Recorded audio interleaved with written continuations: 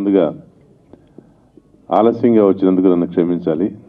మీకు ట్రాఫిక్ తెలుసు ఎలా ఉంటుందో. పరమపద సోపానం అచ్చమైన స్వచ్ఛమైన తెలుగు సినిమా. ఇందాక బిల్వ ప్రసాద్ గారి సినిమా గురించి చెప్పారు, ఇంత వేరే మిత్రులు కూడా చెప్పారు.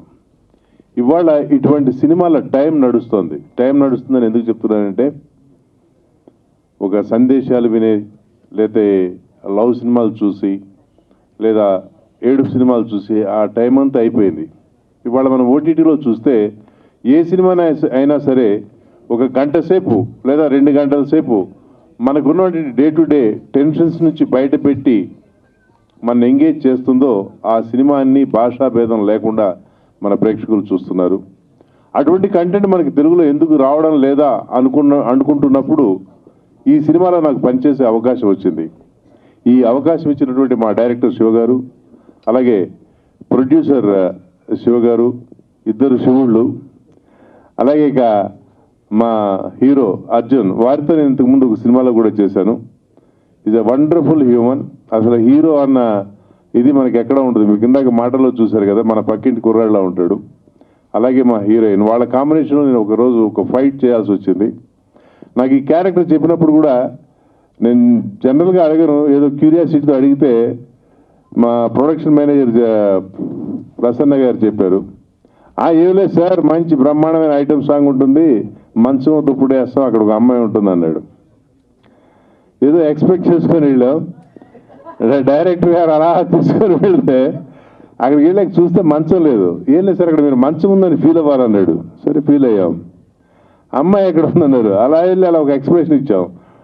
అమ్మాయిని ఒక సుత్తితో ఇక్కడ దెబ్బ పెడితే కింద పడ్డాం. ఇక అంతే, ఇక అమ్మాయి లేదు, మంచం లేదు, కొట్టడం, కుళ్ళబోవడం, నరకడం, చంపడం. అవన్నీ ఎందుకు చేశారు అంటే సినిమా రన్నింగ్లో తెలుస్తుంది. నాలాంటి క్యారెక్టర్లు ఓ 3-4 ఉన్నాయి. అందులో మా అందరికీ లీడ్ చేసినటువంటి క్యారెక్టర్ బిల్వ ప్రసాద్ గారు. సో వారి గురించి చెప్పక్కర్లేదు, ఎందుకంటే ఇక్కడ ఆయన ఆల్రెడీ స్టేజ్ మీద మా విజయవాడ వాళ్ళే ఎక్కువ ఉన్నారని చెప్పారు కాబట్టి నేను తక్కువ మాట్లాడితే బాగుంటుంది.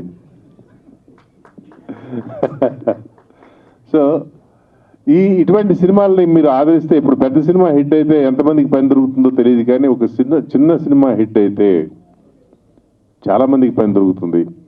ఒక హీరో, ఒక ఎస్టాబ్లిష్డ్ హీరో మన ఇండస్ట్రీకి దొరుకుతాడు. ఎందుకంటే వాళ్ళు తెలుసు మనకి ఇండస్ట్రీలో 2 సంవత్సరాలకి 3 సంవత్సరాలకి ఒక సినిమా హీరోలు చేయడం వల్ల వాళ్ళ థియేటర్స్ కూడా మేము మూసేస్తామని చెప్పి మీ అందరికీ తెలుసు. ఆ స్ట్రైక్ కానివ్వండి, ఇంకోటి ఎందుకు కానివ్వండి వచ్చింది. ఇవాళ మనకి హీరోలు కావాలి, నంబర్ ఆఫ్ పిక్చర్స్ చేసే హీరోలు కూడా కావాలి. బాబు డెఫినెట్గా మీకు మంచి రోజు వస్తుంది.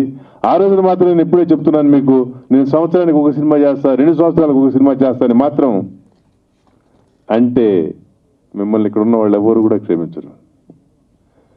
నెక్స్ట్ సినిమాలో మీరు నాకు వేషం ఇచ్చినా ఇవ్వకపోయినా కానీ మీరు పని చేయాలి. సంవత్సరానికి 2-3 సినిమాల్లో మీరు పని చేస్తేనే ఇండస్ట్రీ పచ్చగా ఉంటుంది.